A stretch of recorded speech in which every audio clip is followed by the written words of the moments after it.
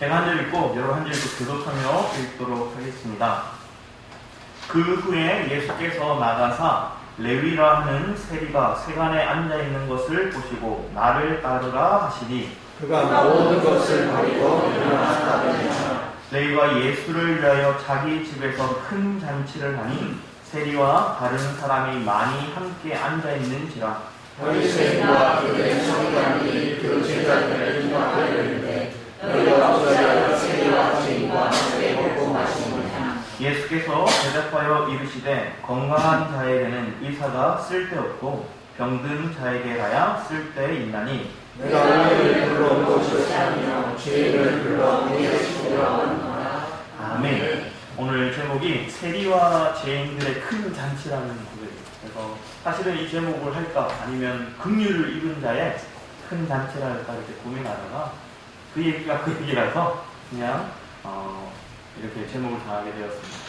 제 친구 중에는 작은 교회, 그러니까 아직 개척교회 같은 그 교회에 목사님의 아들인 친구가 있어요. 그 친구가 시골 교회로 아버지가 개척해서 가게 되었어요.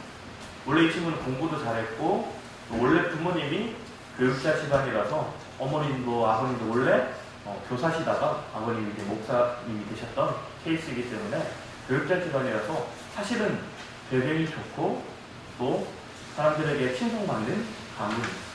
그런데 시골 교회로 와서 이 친구가 학교를 다니는데 시골 학교죠. 시골 학교를 다니는데 친구를 사귀는데 거기서 질이 안 좋다 생각하는 세상적으로 얘기하는 양아치, 일진 이렇게 하는 친구들과 어울리는 거예요. 그리고 병자 또 지적인 장애를 가지고 있는 친구들 이런 친구들하고만 계속 어울리는 거예요. 그러다 보니까 몇 명 되지 않는 성도님들이 그 목사님 아들인 제 친구를 이렇게 지속질합니다.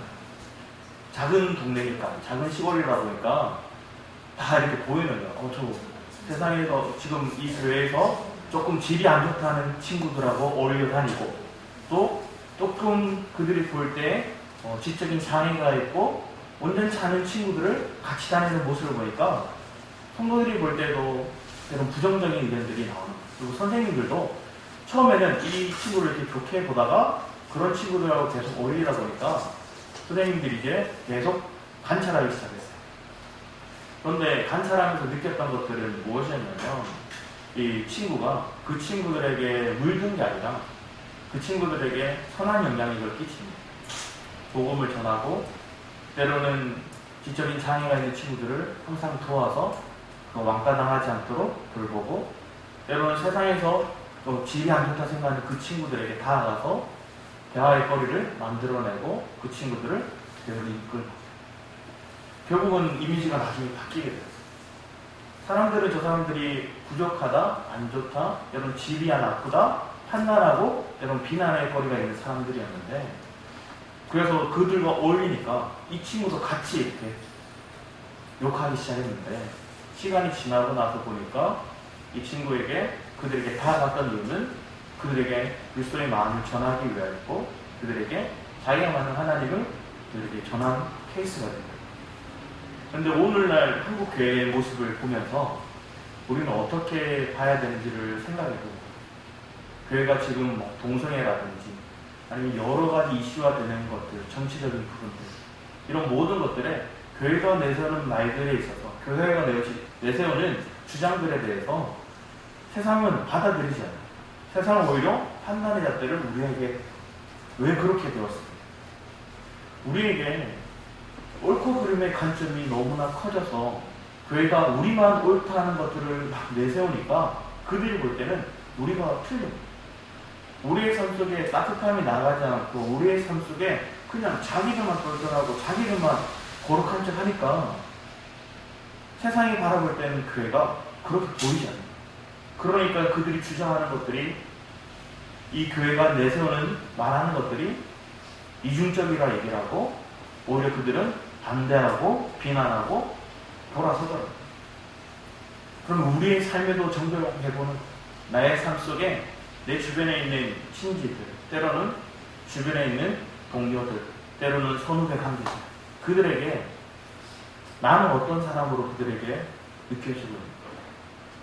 내가 그들에게 다가갔을 때 내 말이 그들에게 그냥 저 이중적인 사람이라고 판단이 들고 저 사람 예수 믿는 것들하고 싸잡아면서 우리를 매도하는 상황이 일어났고, 때로는 내 삶 속에 거룩한 것들이 그들에게 흘러나가는 것들이 아니라 전혀 영향력이 드러나지 않고 있다. 오늘 본문 말씀을 보면서 우리는 무엇이 우리에게 먼저 필요한지를 점검해 보거든요. 오늘 본문 말씀에 보면 예수님께서 제자들을 이렇게 부르셔요. 많은 제자들을 보면 학문이 많고 집안이 훌륭하고 이런 사람들이 많지 않았어요. 대부분 가난하고 때로는 배운 것들이 없는 사람들을 주님께서 불러서 그들이 응하여서 제자가 됐어요. 내가 예수님 제자가 되기 원합니다. 자원해서 12제자가 된 사람은 없어요. 주님께서 불러서 그들에게 말할 때 그들이 그 말을 따르고 쫓아오게 됩니다. 그런데 오늘 본문에 나오는 레위라는 사람이 있습니다. 이 레위는 우리가 레위라고 알고 있는 이 사람은 지금의 본문, 우리가 잘 아는 본문에서는 마태라고 하는 거예요. 세리 마태. 마태복음을 지은 이 예수님의 제자인 마태가 레위라고도 불렸어요. 그래서 마태복음에는 마태라고 고백하고 나머지 마가복음, 누가복음에서는 레위라고 이렇게 표현이 돼요. 근데 이 레위는 이름에서 보이듯이 레위라는 뜻은 연합이라는 뜻이에요. 연합이라는 뜻이고 레위 지파에 속한 그런 사람이었어요. 그런데 그의 삶에는 뭐가 있을까요? 내 이름은 레위인데 내 삶은 세리인 거예요. 내 이름은, 내 가문은 주님을 섬기고 하나님 우리 분기시대는 그런 가문이고 그런 삶을 살아야 되는데 내 인생은 로마 약자에 있으면서 거기에 빌붙어서 내 민족의 피를 빨아먹는 인생을 살아요. 이 시대의 세리는 죄인들 취급받았어요. 그 사람들이 말하는 것들은 진실되다고 사람들은 생각하지 않아요. 왜냐하면 자기 실속을 차리고 자기 부를, 자기 영혼을 차지하는 사람들이라 그들은 생각하기 때문에. 로마의 편에 서서 그들은 매국노같이 느껴졌던 게 세리들이었어요. 오히려 로마 사람들보다, 그들을 압제하고 있는 그 로마 시민들보다 이 세리들을, 자기 같은 민족인 세리들을 더 벌레 취급했던 게 이 시대의 모습이에요. 그런데 이와 반대로 자기의 가문, 자기 이름은 레위인 거예요. 여기서 엄청난 갈등이 올 거예요. 제 이름도 이렇게 성은이에요, 성은. 그래서 여자 이름 같다고 많이 이렇게 놀리긴 했는데, 성은은 거룩한 은혜를 얘기합니다. 그러니까 주님이 제가 태어날 때 울지를 않아서 어머니도 이게 놀라셨대요. 애가 울지 않으니까 죽었는가 싶어서. 그런데 그때부터 심하게 맞아서 울었대요. 많이 맞아서 울었다는 거예요. 그러니까 울고 나니까 그때 제 이름을 이렇게 교회 목사님이 성은이라고, 거룩한 은혜라고 이렇게 지어주셨어요. 근데 제 이름과 제 삶이 그렇게 같이 갔을까요? 저는 모태신앙이라고 하였지만 그런 삶을 살지 않았어요. 왜냐하면 항상 이렇게 변두리요. 때로는 아웃사이더처럼 이렇게 살았어요. 그러다 보니까 교회를 다녀도 외적인 친구들 사귀기 위해서 막 즐기는 거예요. 부모님에 따라서 교회를 왔지만 예배에 말씀에 집중하기보다 그냥 거기에 어울리는 친구들, 또 거기에서 어울리는 친구들이 하나님께 집중하고 막 예배하고 신실한 그런 형 누나들 이런 사람들과 친했던 게 아니라 조금 교회 오기 싫은데 부모님 때문에 온 친구들, 그런 친구들과 모이다 보니까 어디를 갈까요? 예배만 끝나면 세상적인 걸 하기 위해서 가기 바쁜 거예요. 택시를 타고 저기 시내로 나가고, 때로는 옆에 있는 PC방 가기 원하고, 아니면 예배가 끝나면 축구하려고 같이 막 그런 생각만 가지고 있어요. 그런 제 삶 속에 친구들하고 이게 재미있는 취미생활 하다 보니까 그때 당구를 이렇게 배우게 됐어요. 중고등시 고등학교 때 당구를 이렇게 친구들이 하니까 어울리는 사람들이 그걸 하니까 같이 하게 된 거예요. 같이 갔어요. 하다 보니까 제가 오후 예배가 돼서 이렇게 돌아와요. 오전 예배 끝나고 밥 먹자마자, 아니면 밥 먹기 싫으면 빨리 가서 친구들하고 당구장에 갔다가 돌아오면 예배에 앉아있으면 주변의 사람들이 째려봐요. 왜 째려볼까요? 제 몸에 담배 냄새가 쩔어있는 거예요. 예배 시간에 앉아있는데 제 몸에서 막 담배 냄새가 막 풍기는 거예요. 그러니까 주변의 어른들이 안 좋은 시선을 이렇게 보기 시작하는 거예요. 저는 그때 담배 피지 않았거든요. 근데 제 몸에서 풍겨지는 게 그거니까 그렇게 막 얘기합니다. 근데 그때 제가 한편에 이렇게 돌아설 수 있고 감사했던 것들은 뭐냐면, 한 친구가 있는데 이 친구는 저희들하고 잘 안 어울렸어요. 그냥 신실하고 나름대로 청년 주거동 활동 열심히 했던 친구인데, 이 친구가 다 막아서도 다 얘기를 해주는 거예요. 성훈이 형은 담배 안 핀다. 성훈이 형은 거기 당구장 가긴 한데 거기에 휩쓸려서 그렇게 안 한다. 이렇게 얘기해 주는 거예요. 그러니까 그 친구가 저한테 막 위로가 되는 거예요. 은근히 뭐 어른들이 그렇게 판단하고 말해도 상관없어 이렇게 얘기했지만, 아직 어린 나이니까 마음에 상처를 받았어요. 교회 가기가 오히려 꺼려지고, 가더라도 저 구석에 앉고 막 이랬는데, 그 친구의 말 때문에 제 마음에서 위로를 받고 그 다음에 다시 거기서 벗어날 수 있는 장면들이 연출되어요. 여러분 삶에도 하나님께서 어떤 위로를 줘서 또 어떤 말들이 여러분들에게 심겨져서 이 자리에 있는지를 한번 생각해 보세요. 세리는 사람들이 다 지적질하고 욕하는 사람이었어요. 그런 그에게 예수님이 오셔서 그에게 얘기합니다.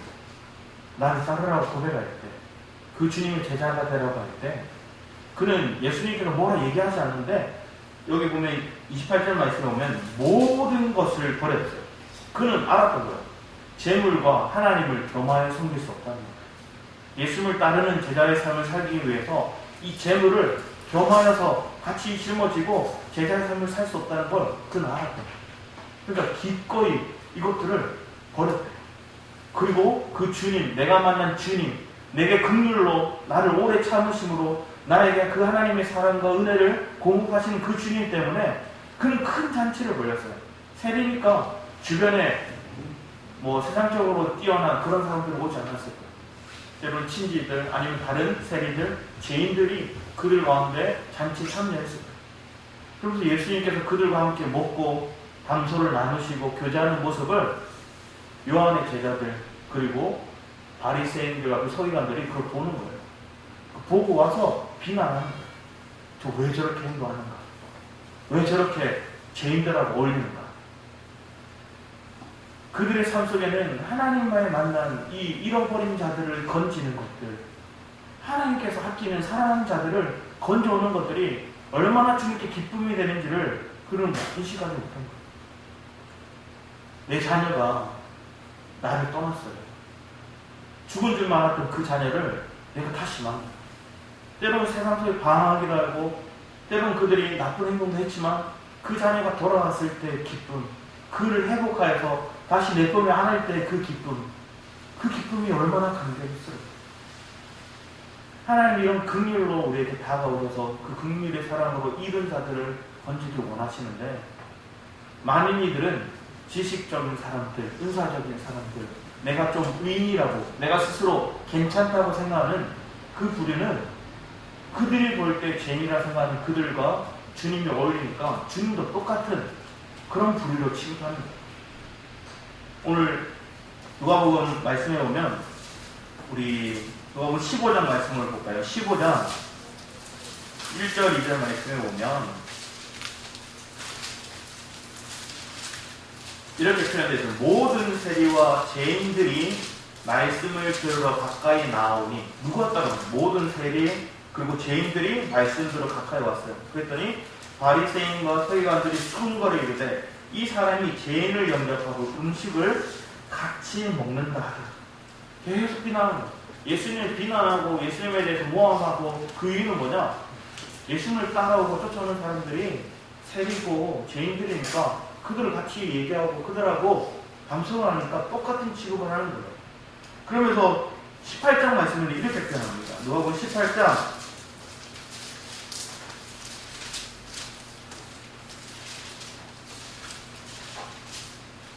18장 말씀에 보면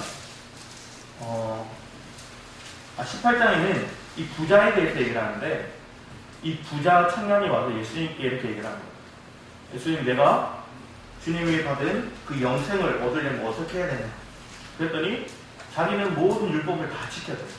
그랬더니 한 가지 부족한 것이 있으니 얘기를 하고 이 소유를 다 팔아서 결국은 나를 따르라고 얘기를 하십니다. 그런데 이 부자 청년은 그걸 버리지 못해요. 자기는 옳다 생각했고 자기는 의롭다 생각했던 이 부자 청년은 자기 가진 재물들을 버릴 수가 없는 거예요. 그래서 예수는 따르지 않아요. 그래서 주님이 얘기해요. 부자가 천국에 들어갈 수 있는 것은 이 낙타가 바늘기에 들어가는 것보다 더 어렵다고 했어요. 우리가 바라볼 때 생각하는 옳고 그르고 때로는 그 관점에 놓여서 사람들을 판단하다 보면 세상적으로 조금 학식이 있고 때로는 레벨이 높다고 생각하는 그들의 기준에 때로는 레벨이 낮다고 생각하는 그 사람들을 바라보고 판단하는 거예요. 그리고 그 부류와 어울리지 않으려고 하는 거예요.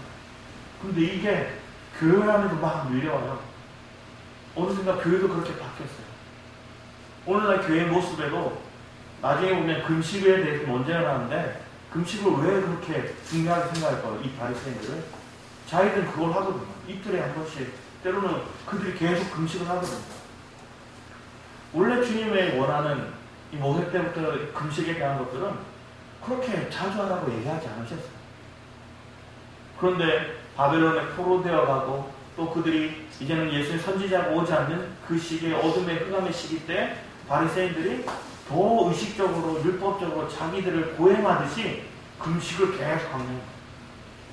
시간이 지날수록 더 금식에 대해서 왜 귀하게 생겼을까요? 자기들이 할 수 있는 최대한의 의를 이룰 수 있는 그런 행위니까. 그걸 막 고집하면서 사람들에게 금식했냐는 얘기를 하고 외적으로 그렇게 행하거든요. 그런데 우리의 모습 속에서 똑같이 행할 때만 금식은 못하더라도 내가 예배 갖고 내가 헌신했고 내가 주님 앞에 예물 드렸고 뭐 이런 걸 가지고 사람을 판단하는 거예요. 근데 이게 저 안에도 있었어요.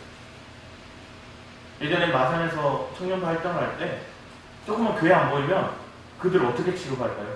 이른 양 취급하는 거예요. 왔을 때 이른 양 취급하면 그들이 귀신같이 알아요. 자기를 이른 양 취급한다는 거. 나를 약간 탕자 취급하거나 나를 약간 신화에서 멀어진 자 취급을 하거나 그러면 그들이 그걸 느끼는 순간 더 교회 안 와요. 그들도 문제가 되긴 하지만 우리의 모습 속에도 내가 조금 예배 잘 드리고 때로는 봉사 열심히 하고 있고 내가 앞에 나와서 찬양을 하고 내가 성가대에 서고 이런 모습이 있다고 해서 내 신앙적인 관점에서 하나님을 더욱더 풍성히 누리고 있느냐? 그게 아니라면 이걸 가지고 판단의 기준으로 옳고 그름을 원한다면 우리는 오늘 본문에 나와 있는 이 바리새인과 그들의 서기관과 같은 모습이 우리 속에 있다. 그럼 나는 뭘 찾아가야 될까요? 나는 세리와 같은 마음을, 죄인과 같은 마음을 가지고 있습니다. 주님은 우리에게 의사로 오셨대요. 주님 우리에게 의사로 온 이유는 우리가 병자인 걸 아는 자. 그런데 많은 사람들은 우리 계시록 3장 17절 말씀을 한번 보기 원합니다. 계시록 3장 17절 말씀입니다.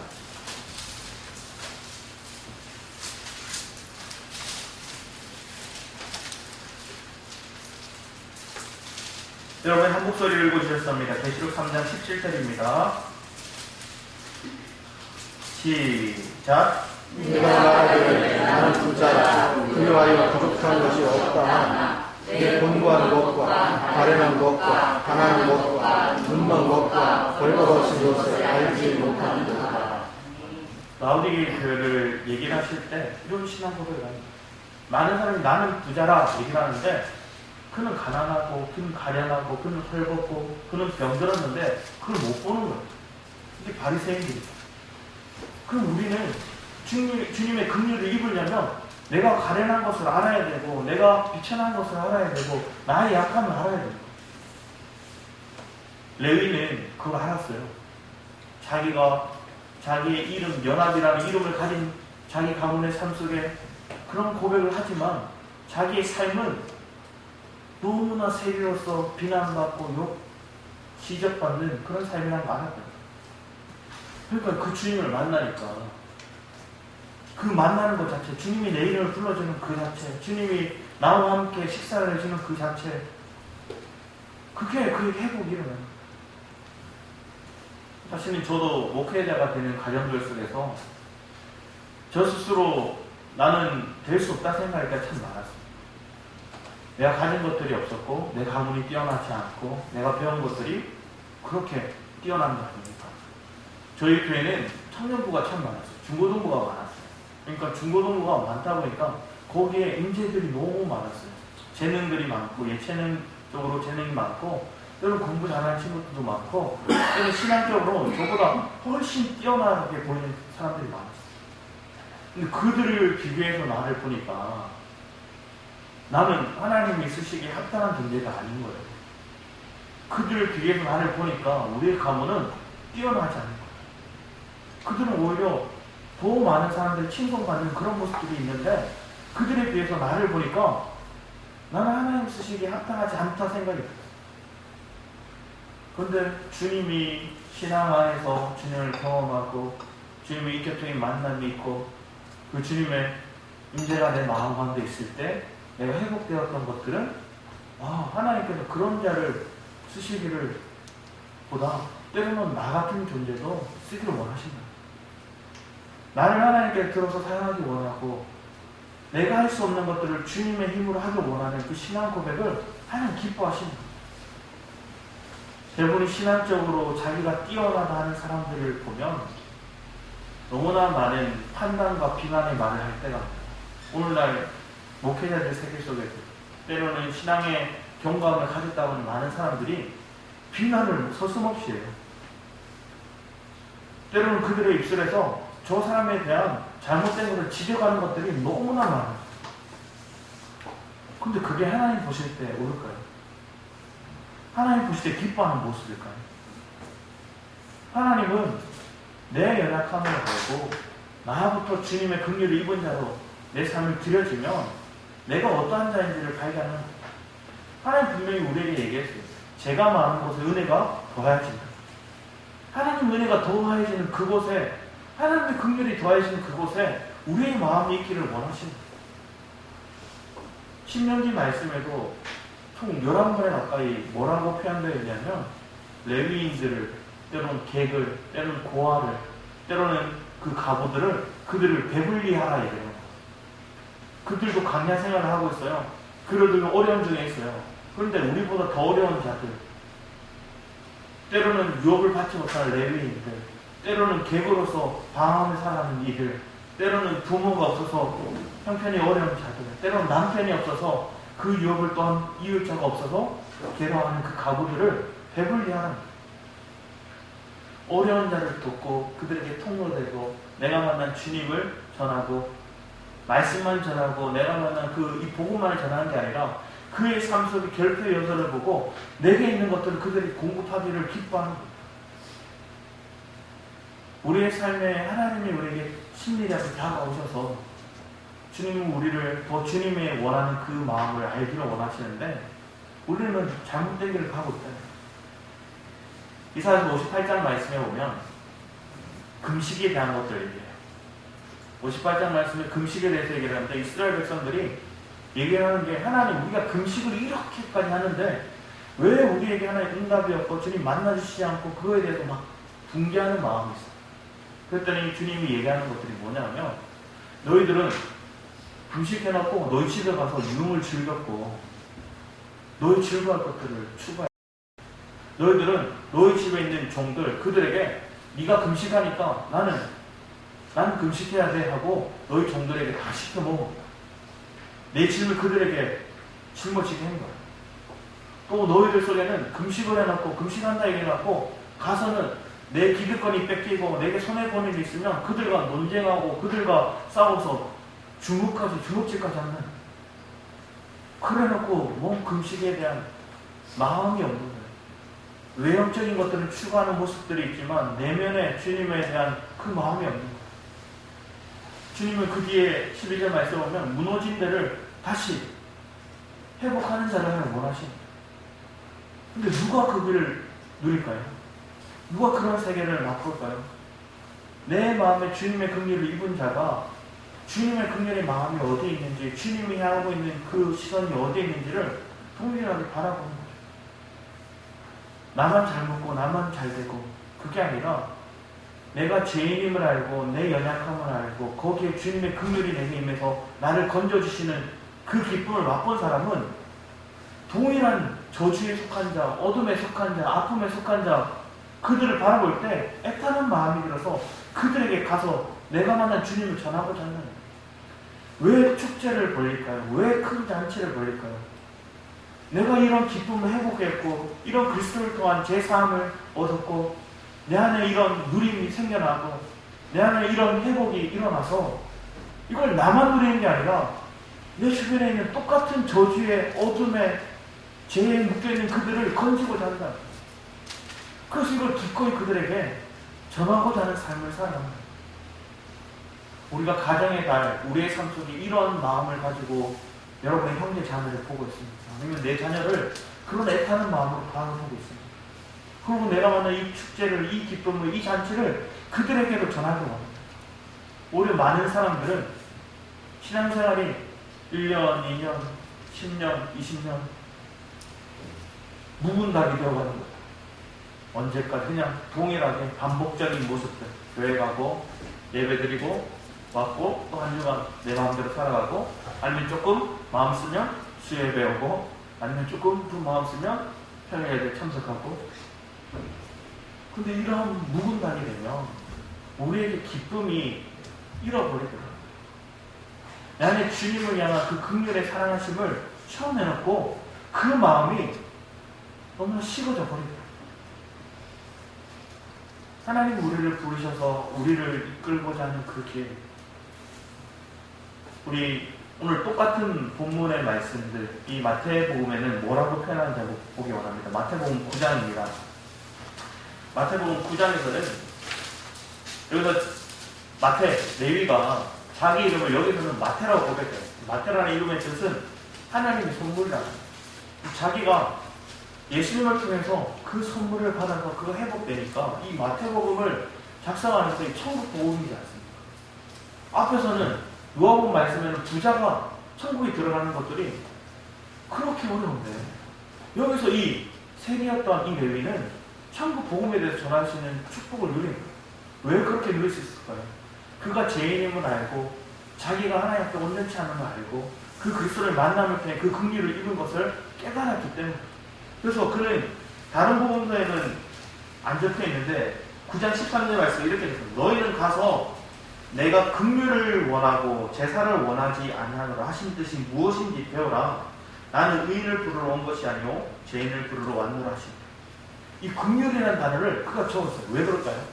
자기가 느꼈기 때문에, 자기가 체험했기 때문에 이걸 고백하는 거예요.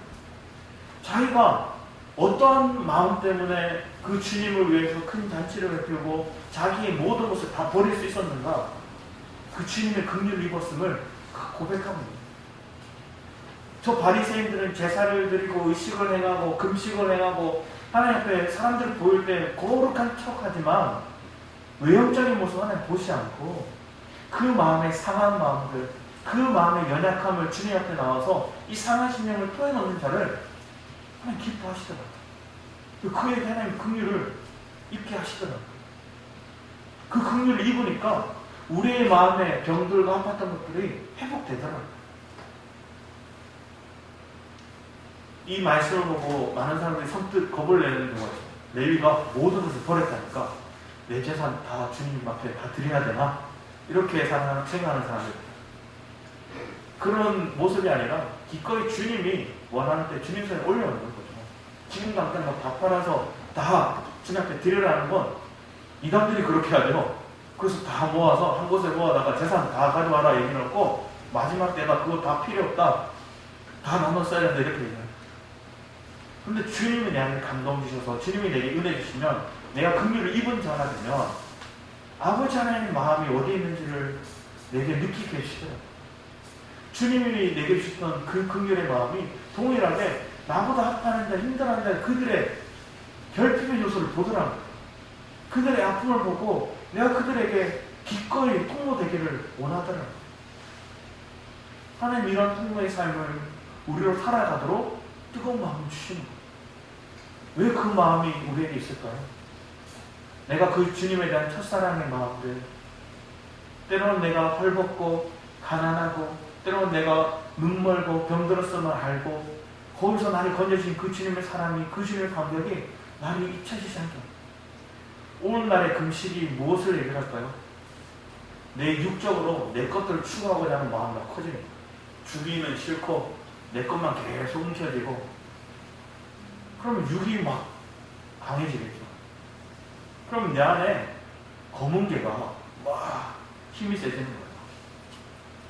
내 안에 영에 살리고 싶으면 그 검은 개를 뭘 하면 될까요? 굶기면 되는 거예요. 그러면 내 죄에 대한 습성들, 내 육에 대한 습성들을 십자가 앞에 넘기는 거예요. 그럼 내 영에 속한 말씀들을 계속 먹다 보면 그 영이, 내 속에 있는 흰개가 더 잘 자라요. 그러면 이 영이 뭘 할까요? 검은 개를 이기는 거예요. 내 육을 이기고 내 죄에 속한 그 습성들을 이기는 거예요. 그럼 주님의 말씀이 풍족히 젖어들고 나를 충분히 십자가 앞에 얹어놓고 그 십자가의 사랑을 깊이 묵상하는 거예요. 그리고 그 양식이, 그 새 영이 내 마음에 부음받아서 그 말씀이 내게 더 채워지면 여러분의 마음이 어떻게 될까요? 굳은 것과 같은 여러분의 마음이 부드러워지는 거예요.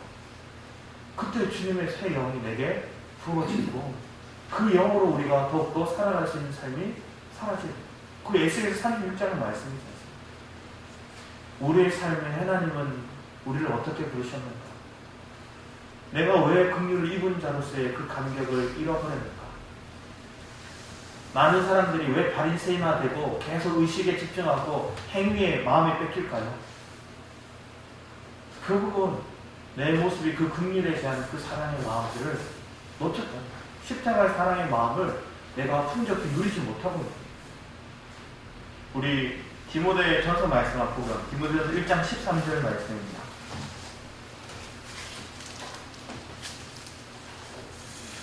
디모데전서 1장 13절 말씀 여러분이 한번 읽어주셨어야 합니다. 시작. 우리는 유방자요 박해자요 폭행자였으나 도리어 긍휼을 입은 것은 내가 믿지 아니할 때 알지 못하고 하였습니다. 바울이 자기를 얘기할 때 나는 비방자요 박해자요 폭행자였다. 그런 나에게 하나님이 긍휼을 입었다. 그래서 그는 그 앞에 자기가 충성될 수 있는 거예요. 나를 능하게 하신 그리스도 예수 우리 주께 내가 감사함은 나를 충성되게 여겨 내게 직분을 맡기시고 내게 사명을 주시고 내가 충성될 수 있도록 하나님 의지를 들여서 이 삶에 순종할 수 있는, 주님과 연합될 수 있는 삶이 될 수 있었던 건 내가 비방자였고 폭행자였고 이런 사람이었는데 주님은 긍휼을 입었기 때문에 내가 이런 감격으로 주님의 사명을 감당할 수 있었답니다. 오늘날 여러분의 삶 속에 여러분들은 어떤 사명을 가지고 살아가고 있습니까? 어떤 비전을 품고 여러분들은 꿈꾸고 있습니까? 이런 자들을 행복하게 원하시는데 오히려 그들을 우리가 판단하고 지적하고 너희들은 죄인이야, 너희들은 세상 사람이야, 너희들은 율법의식에 찌든 사람들이야, 내가 배운 것만이 옳고 너희들은 틀렸어. 예전에 저희 교회가 새벽기도 안 한다니까 제 아는 이 신학생인 사람이 저희 교회를 이상하게 생각하더라고요. 왜냐? 한국 교회는 새벽기도 하는 게 마땅한데 마땅하다고 생각합니다. 그러니까 자기들은 이상하게 이렇게 가웃된 하는 거예요. 나중에 그 친구가 우리 교회에 어떤 흐름이 있는가를 쭉 얘기를 하고 내가 만난 주님에 대해서 이렇게 얘기해 주니까 그가 이제는 바뀌고 다른 형식의 모습이 있구나. 내가 생각했던 틀이 전부가 아니구나를 깨닫게 됩니다. 저희 교회도 예전에 성사님도 얘기하시지만 많은 성도들이 와서 나는 그 중에서 때로는 온전치 않은 모습을 하는 사람들이 있어요. 기도할 때는 가함을 지르고 그들의 모습 보면 그냥 옳은 것처럼 보이지 않고 때로는 행위가 때로는 예배 드릴 때는 잘하는 것 같이 보이지만 나가서는 자기 실수가 많고 자기 어떤 타협적인 모습들이 많은 사람들. 그런데 주님은 우리 그들을 버릴 수가 없는 거예요. 그들을 쫓아내라고 얘기를 했을 때 그들은 버릴 수가 없는 거예요. 그런 신앙 고백을 할 때 제 마음 안에도 하나님 주셨던 마음들이 있었어요. 내가 하나님의 자녀로서 살아가는데 내가 목회자가 되는 모습들 속에서 하나님 저는 가르치고 뭔가 사람들에게 의식을 깨워주는 그런 선생되는 그런 모습만 있는 게 아니라 내게 아비에 대한 마음이 있기를 원합니다. 아비 되는 마음을 가진 자라는 그거 아무리 뭔 행동을 하더라도 버릴 수가 없는 거예요. 그의 모습을 보고 그의 행실을 보고 판단하고 너는 버릴 자, 너는 품을 자 이렇게 계산하는 게 아니라 주님이 내게 맡기신 이 생명적인 관계 안에서는 우리가 버릴 수 없다는 거예요. 주님의 생명 안에서 우리가 이 만남이 회복되어지고 내가 이 긍휼을 입을 때 우리가 긍휼 안에 뭐가 있을까요? 생명이 내 안에 흘러들어온 거예요. 내 안에 그 주님의 생명이 내 안에 짜여지고 흘러들어와서 내가 이제는 죄인이 아니라 주님이 나를 의인으로 부르신 거예요. 우리 에베소서 2장 말씀을 보게 합니다. 에베소 2장 1절부터 한번 읽었으면 합니다. 에베소 2장 1절.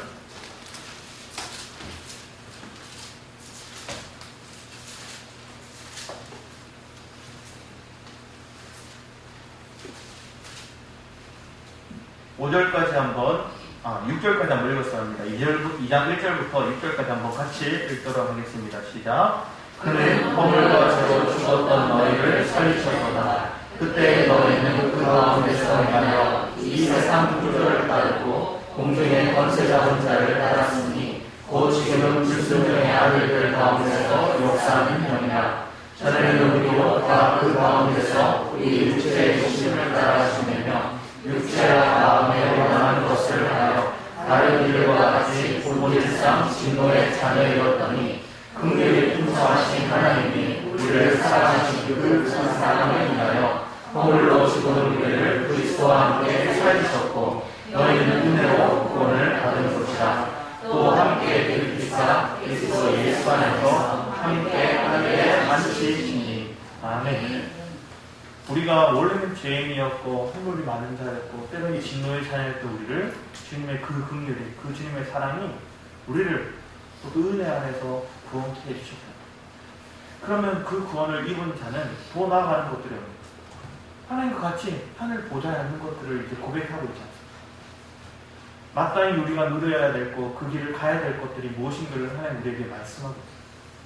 그런데 많은 사람들은 우리가 생각하는 기준 안에서 내 신앙의 생활이, 내 종교를, 내가 믿고 있는 이것들을 내가 의지를 들여서 행하려고 하는 거야. 그러다 보니까 자기 행위를 옳다 생각하는 거야. 자기가 배운 게 맞다고 생각하고 그것만 주장하는 거야. 우리 진리의 주님이 우리 안에 오셔서 내게 긍휼을 입고 때로는 그 긍휼의 사랑이 나를 바른 길로 이끈다면 지금의 모습을 보고 이제 판단하지 않겠죠. 여러분의 아내가, 여러분의 남편이, 여러분의 자녀가, 때로는 여러분의 직장 동료가, 때로는 여러분에 있는 그 현인들, 높은 지위에 있는 사람들이 여러분을 향하고 있는 때로는 배척하고 힘들게 하고 괴롭게 하고 아프게 하는 모습, 모든 모습들이 그냥 그 모습으로 판단하지 않겠죠. 우리에게 맡기신 그 사람들을 하나님의 긍휼이 그들에게 같이 전해주기를 원하는 마음이 하나님이 이렇게 원한다면 우린 더 그들을 위해서 기도하겠죠. 기도만 하는 것도 아니라 내가 누리고 있는 이 기쁨을, 내 이 잔치를 그들이 같이 누리기를 기꺼이 그들에게 고백해야겠죠. 우리의 삶 속에 그런 큰 잔치가 오늘 이곳 가운데 넘치기 원하고 여러분의 가정과 여러분의 직장과 여러분 학교에 넘치시기를 축복합니다. 기도하도록 하겠습니다.